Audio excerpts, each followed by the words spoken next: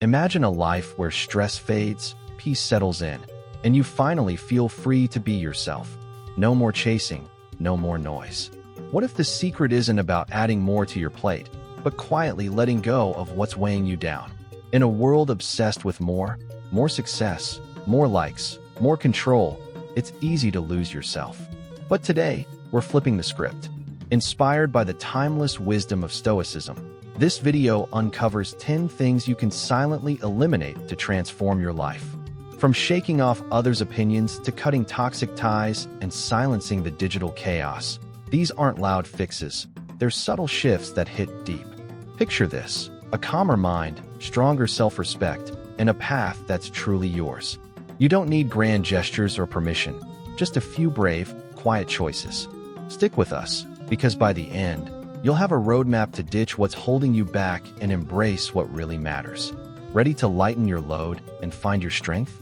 Let's dive in. Your peace is waiting. Overcoming the fear of others' opinions. In a world buzzing with expectations, it's easy to let the fear of others' opinions dictate your life. How often have you hesitated to speak up, second-guessed a decision, or dimmed your dreams just because of what someone might think? This subtle fear creeps in unnoticed, shaping not just your actions, but your very identity. Over time, it traps you in a smaller, quieter version of yourself, one defined by external approval rather than personal fulfillment. But here's a liberating truth. People aren't obsessing over you as much as you imagine. They're too busy wrestling with their own lives to scrutinize yours. Even if they do judge, so what? Their opinions don't pay your bills, chase your goals, or live your experiences. They're weightless unless you choose to carry them. Stoicism offers a powerful antidote. Epictetus, a Stoic philosopher, taught that we should focus only on what's within our control, our thoughts, actions, and attitudes. You can't control how others perceive you, but you can control how much power you give their views. He famously said, "If you wish to improve, be content to be thought foolish and stupid." This isn't about embracing ignorance. It's about accepting that growth often means risking misunderstanding or judgment. The real question is, at the end of your life, will you regret living for others' expectations or celebrate staying true to yourself? To break free, start small. Notice when fear of judgment holds you back. Maybe it's avoiding a new idea or style. And ask, am I acting from my values or from fear? If it's fear, challenge it. What's the worst that could happen? Usually, it's far less dire than you think. Try a simple exercise. Step slightly outside your comfort zone. Share a thought. Post something personal. And feel the fear fade as you act. Surround yourself with people who lift you up, not drag you down. Over time, you'll care less about validation and more about alignment. Letting go of this fear doesn't mean ignoring the world. It means putting your voice first, finding clarity, and claiming a life that's truly yours. Cutting out toxic relationships. In life, the people you surround yourself with shape your energy, confidence, and peace of mind. Yet, toxic relationships, those that drain you, undermine your worth, or leave you anxious, can silently erode your well-being. They don't always announce themselves with drama. Sometimes they're subtle, persistent tension, quiet criticism, or one-sided efforts where you give endlessly but receive little. Over time, these connections chip away at your self-respect, motivation, and even health. Still, many cling to them out of guilt, fear of confrontation, or habit. The truth is, holding on often costs more than letting go. Cutting out toxic relationships doesn't mean staging a loud exit. It's a quiet, intentional shift. You don't need to justify it to anyone. Simply start distancing yourself. Spend less time with those who bring negativity and more with those who uplift you. Stoicism supports this approach. Epictetus advised, keep company only with people who uplift you, whose presence calls forth your best. This isn't about abandoning others at the first flaw. It's about protecting your peace from those who consistently sow chaos or drain your spirit. How do you spot toxicity? Reflect on how you feel after interacting with someone. Energized and valued, or exhausted and small. If it's the latter, set boundaries. Limit contact, steer clear of draining topics, or, if needed, let go entirely. Boundaries aren't walls, they're shields for your well-being. Sometimes, honest communication can mend a strained bond, but if nothing changes, releasing it shows self-respect, not indifference. Try this. List the people in your life. Who lifts you up? Who drags you down? For the latter, ask, can this improve, or is it time to step back? Take one small action, skip a meetup, say no to a favor, and notice the relief. This isn't harshness, it's kindness to yourself. By quietly shedding toxic ties, you make space for healthier connections and a calmer existence. True belonging comes from mutual respect, not sacrificing your peace to fit in. At its core, this is about choosing an environment that fuels your growth, not one that stifles it, because you deserve relationships that reflect your worth. Breaking free from destructive habits. We all have habits that seem harmless at first, scrolling social media late at night, procrastinating on key tasks, or reaching for comfort food under stress. Yet, over time, these patterns quietly chip away at your peace, productivity, and well-being. They don't just waste time. They sap your energy, weaken your discipline, and hold you back from the life you want. Breaking free isn't about perfection, it's about reclaiming control. Stoicism champions this idea of self-mastery. Seneca wrote, "Most powerful is he who has himself in his own power," emphasizing that true freedom comes from ruling your impulses, not being ruled by them. The first step is awareness. Many destructive habits run on autopilot, so ask, what leaves me feeling worse afterward? What's stalling my progress? Once you spot them, say, mindless scrolling or skipping exercise, you can act. Instead of just stopping, replace them with something better. Swap late-night phone time for a book or a walk. The goal isn't a void but a shift toward what serves you. Start small. If you overeat when stressed, trade one unhealthy snack for a healthier option. Small wins build momentum. Self-compassion is key. Slips happen. Don't beat yourself up. Ask, what triggered this? How can I adjust next time? Progress, not perfection, is the aim. Stoics believed in focusing on what you can control, and your habits are within your grasp. Try this. Pick one habit to tackle for a week. Replace it with a positive action. Track your days, then reflect. Did you feel more in control? More at peace? Use that insight to keep going. Ask yourself, are my habits shaping me, or am I shaping them? If they're in charge, you have the power to change that. Every step away from destructive patterns is a step toward freedom and self-respect. It's not about grand overhauls, but quiet, steady shifts. By shedding what drags you down, you carve space for routines that lift you up, ones that align with your goals and strengthen your core. True growth lies in these small, intentional acts, building a life that reflects who you aspire to be, letting go of the need to control everything. Life often feels like a juggling act. Work, relationships, outcomes, all demanding your grip. The need to control everything stems from a deep desire for safety and certainty, but it's a paradox. The tighter you hold, the more stress and frustration you invite. Clinging to this illusion exhausts you when plans unravel, as they inevitably do. Letting go doesn't mean apathy. It's about redirecting energy to what you can influence and releasing the rest.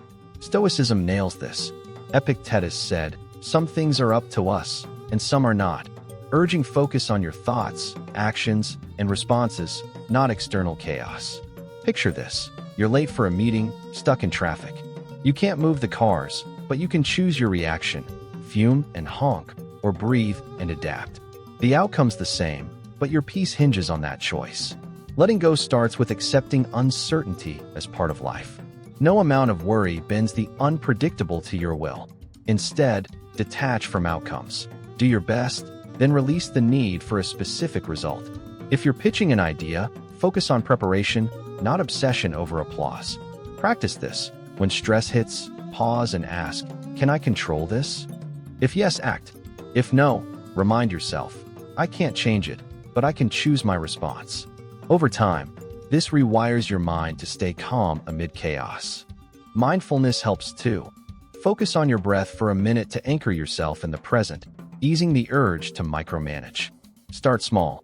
Let go of one minor thing today, like someone's opinion or a delayed task, and feel the weight lift. Ask, am I draining myself over what's beyond my reach? If so, shift focus. Letting go isn't surrender, it's empowerment. It's choosing peace over anxiety, acceptance over resistance.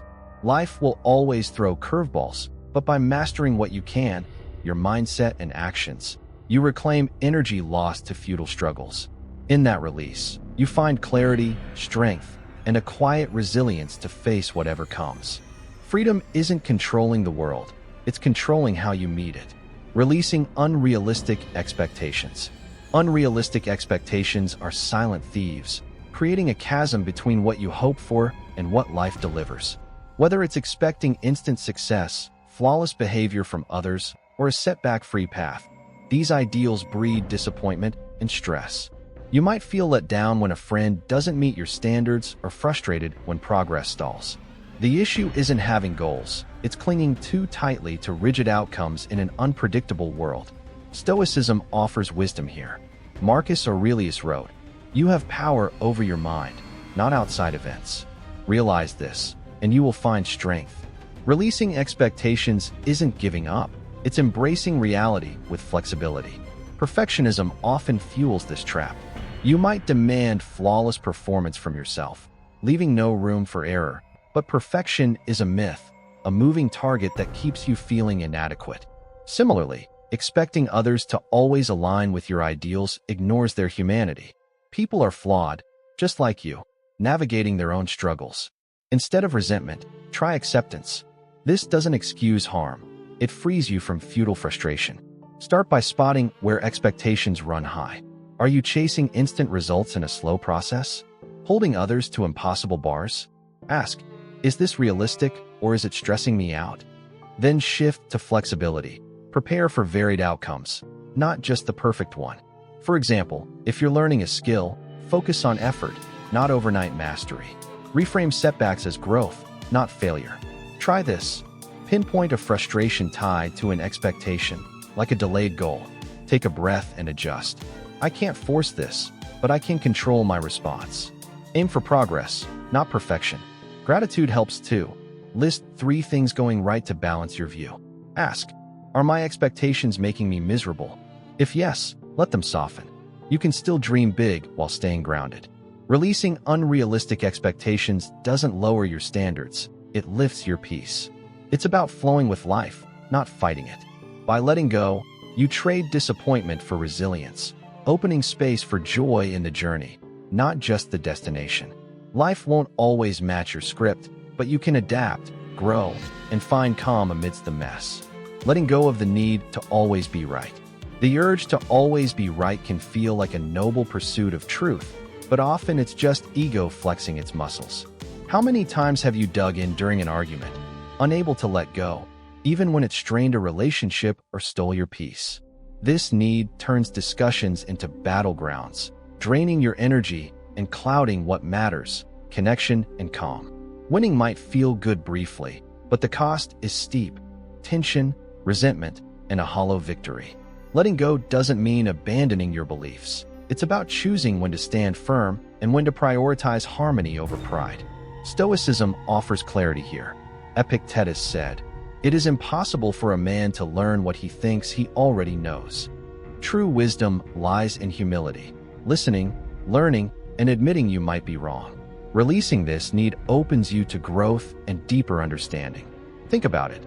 The people you admire most aren't the loudest winners, but those who listen thoughtfully and respond with grace. Being right feeds the ego momentarily. Being kind builds lasting respect. Start by catching yourself in the act. Next time a disagreement flares, pause and ask, am I seeking truth or just victory? Shift to active listening. Focus on understanding, not rebutting. Ask, is this worth my peace? If it's trivial or fleeting, let it slide. Agreeing to disagree can be wiser than forcing a resolution. Try this. In your next debate, step back once. Instead of proving your point, seek the other's view. Notice how it feels. Less stress, more connection. Ask yourself, am I sacrificing calm to protect my ego? If yes, rethink your goal. Letting go isn't losing. It's choosing a better prize, emotional ease, and stronger bonds. You don't need to win every fight to be valuable.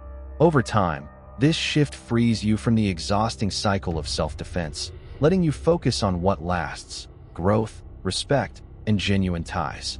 Peace isn't in being right, it's in knowing when it doesn't matter. In that release, you reclaim your energy and live lighter, truer to what counts. Silencing digital noise.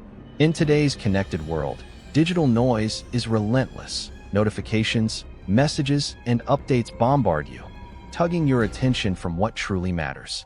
Each ping pulls you into a cycle of distraction, cluttering your mind and draining your energy. It's not just time lost, it's mental space stolen, leaving you stressed, anxious, and disconnected from yourself. Technology's benefits are real, but unchecked, it drowns out clarity and calm. Silencing this noise isn't about ditching devices. It's about setting boundaries so you control them, not the other way around. Start by pinpointing the culprits: endless social media scrolls, constant email checks, or buzzing group chats. Then trim the excess. Unfollow accounts that add no value. Mute non-essential alerts. Unsubscribe from spam. These small cuts reclaim mental room fast. Introduce tech-free zones too. Skip your phone for the first 30 minutes of your day, or set it aside at night. Use that time to breathe, reflect, or just be. Your mind will thank you. Stoicism backs this focus on control.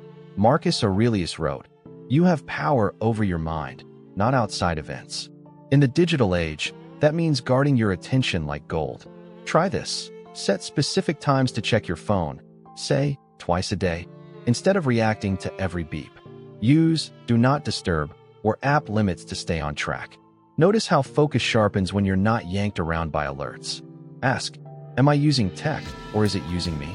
If you're drowning in pointless content, reset. The goal isn't isolation, it's reconnection with yourself. Less noise means deeper thoughts, richer talks, and real presence. Silencing digital noise takes discipline, but the payoff is huge. A quieter mind, sharper focus, and peace that's hard to find in the always-on grind. You can't stop the world's chatter, but you can choose what gets through. Build a digital life that serves you. Intentional, not overwhelming. In that stillness, you'll rediscover what's yours. Time, energy, and a calm that lets you live fully in the moment. Less distraction, more you. That's the power of pulling the plug, even just a little. Transforming negative thoughts. Negative thoughts sneak in quietly. Self-doubt, worry, or criticism. And if unchecked, they spiral into a draining loop. They cloud your judgment, sap your energy, and make life feel heavier than it is. Your mind shapes your reality. Feed it negativity, and anxiety or stagnation follows. Stoicism teaches you can't always stop what happens, but you can steer how you think about it. Marcus Aurelius wrote, "The soul becomes dyed with the color of its thoughts." Transforming negative thoughts isn't faking positivity. It's recognizing harmful patterns and swapping them for empowering ones.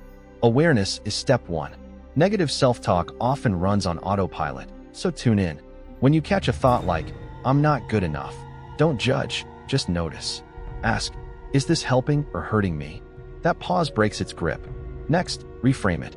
Turn "I always fail" into "I stumbled, but I can grow from this." It's not denial. It's a shift from defeat to possibility. Facts over fear. Base your thoughts on reality, not assumptions. Gratitude is a game changer. Negativity fixates on what's wrong. Gratitude highlights what's right. Feeling swamped? List 3 things you're thankful for: a friend, a meal, a breath. It won't erase challenges, but it balances the scales. Surroundings matter too. If you're steeped in gloom, critical people, dreary content, shift to uplifting voices, books, podcasts, friends who inspire. Over time, this rewires your mind. Try this. Next time negativity hits, breathe deep and ask, is this fact or just worry? If it's worry, replace it. Swap "I'll never get there" with "I'm moving forward, step by step." Track how it feels. Ask, am I building myself up or tearing myself down? If it's the latter, choose a new script. You can't block every dark thought, but you can decide not to dwell. This isn't about perfection, it's about power. Each shift builds resilience, optimism, and control. Transforming thoughts takes practice, but it's freedom in action. You stop being a prisoner to your mind and start shaping it. A positive lens doesn't ignore life's grit. It helps you rise above it, stronger and clearer. Your thoughts, your rules, master them, and you master your world. Clearing physical and mental clutter. Clutter, whether it's a messy room or a racing mind, creates chaos that weighs you down.